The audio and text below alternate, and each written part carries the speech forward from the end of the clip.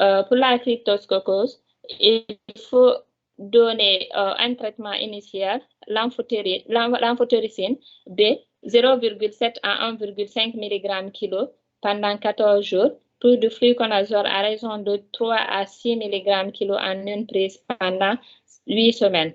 Le traitement d'entretien se fait avec le fluconazole à 3 mg par kilo à vie. Diapo.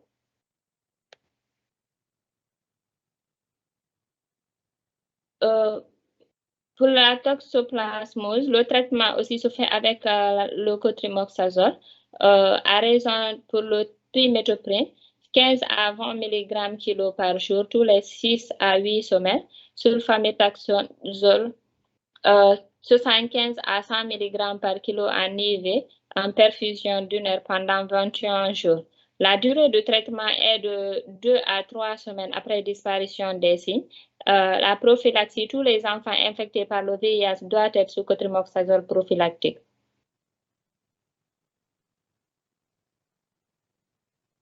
La prévention se fait à deux niveaux. La prévention de l'infection chez les adolescents ou les femmes âgées en âge de procréation. La prévention de la transmission mère-enfant de VIH.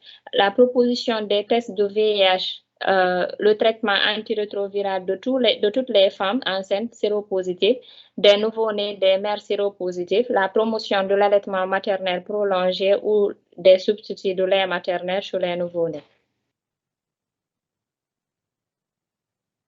Le soutien nutritionnel est important par le conseil, donner des vitamines, la vaccination, le PEV dès la naissance, seule contre-indication, c'est la fièvre jaune, la révaccination par le BCG lorsque l'enfant est symptomatique. Le soutien psychosocial, l'enfant et celle de la famille. Lors de l'annonce du diagnostic aussi, il faut faire le counseling. En conclusion, nous dirons que l'infection à VIH est une cause majeure de morbimortalité chez les enfants infectés. Le traitement antirétroviral a modifié l'évolution naturelle de la maladie. La prévention primaire et secondaire de l'infection chez les femmes est essentielle pour la prévention de l'infection à VIH en pédiatrie. Je vous remercie. Merci pour la présentation, Dr. Baldé. Est-ce qu'il y a des interventions de la part des collègues?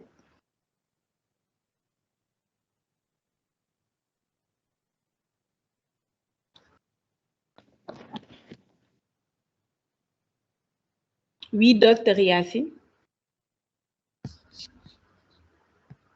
Merci Aïssatou pour la présentation. Merci de Dr. là-bas pour la parole. Moi, j'avais un peu de soucis par rapport au type de description. Parce que là, on est un peu perdu. Chez l'enfant de quel âge? Moi, je pense que c'est mieux de préciser une tranche d'âge pour après qu'on puisse comprendre au niveau des formes cliniques. Parce que dans la type de description, on a décrit les enfants de 2 à 3 ans et on revient aussi au niveau des formes cliniques pour décrire les nouveau-nés et les enfants. Et après, on fait une forme chez les grands enfants. Donc, sur ce côté-là, je pense qu'il faut qu'on puisse avoir un petit repère pour comment on va faire pour comprendre les formes cliniques. Maintenant, par rapport à la prévention des infections opportunistes, moi, je pense que c'est le traitement des infections opportunistes ou bien c'est la prévention. Parce que la prévention, c'est ne pas ce qu'il faut faire pour ne pas contracter ces infections opportunistes-là. Mais ce chapitre-là, ce qu'ils ont mis, c'est le traitement carrément des infections opportunistes, ou bien c'est moi qui n'ai pas bien compris. Maintenant, dans le volet psychosocial aussi, c'est très important dans le traitement. Dans le traitement psychosocial chez les enfants qui sont atteints de VIH, surtout après l'annonce. Donc, après l'annonce, quand c'est fait, si c'est les grands enfants, il y en a qui peuvent effectivement ne pas accepter leur pathologie. Donc, ils auront besoin d'un soutien psychosocial, pas seulement au moment où on fait l'annonce de la maladie à l'enfant, mais durant tout l'accompagnement avec le traitement oral, avec les rendez-vous à répétition. Il aura toujours besoin d'un traitement psychosocial. Merci. Merci pour ces remarques pertinentes, Dr. Yacine. Effectivement, comme type de description, tu pourrais prendre un âge, par exemple, tu donnes enfant de 5 ans ou 6 ans ou 7 ans, on ne va pas te le reprocher. Après, dans les formes cliniques, tu vas décrire en fait la forme de l'adolescent et tu vas décrire aussi la forme du nourrisson et du nouveau-né. Et là, tu es tranquille. Parce que nourrisson, nouveau-né, tu vas rentrer dans la même cohorte de prise en charge. Tu prends comme type de description, en fait, le VIH de l'enfant. Par exemple, tu dis âgé de 5 ans ou 7 ans. Après, tu prends la forme de l'adolescent. Donc ça, il faut intégrer ça dans le cours, comme elle a dit, et aussi le suivi psychosocial qui est très important chez ces enfants. Surtout qu'en général, la plupart ont soit des deux parents qui sont décédés ou un parent qui est décédé. Donc, dans la majeure partie des cas, ce sont des enfants qui sont orphelins.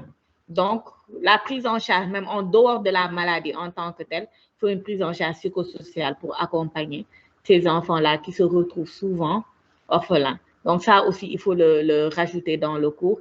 Et effectivement, en fait, pour la prise en charge des infections opportunistes, en fait, à la fois, c'est un volet à la fois préventif et thérapeutique.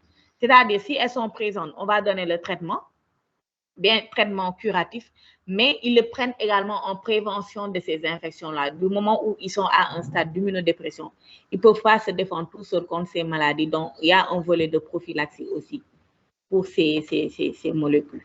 Sinon, c'était des remarques pertinentes sur la présentation.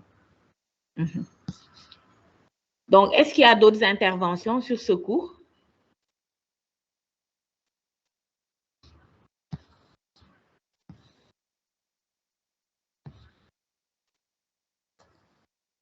S'il n'y a pas d'autres interventions, donc je vais ajouter juste certains éléments.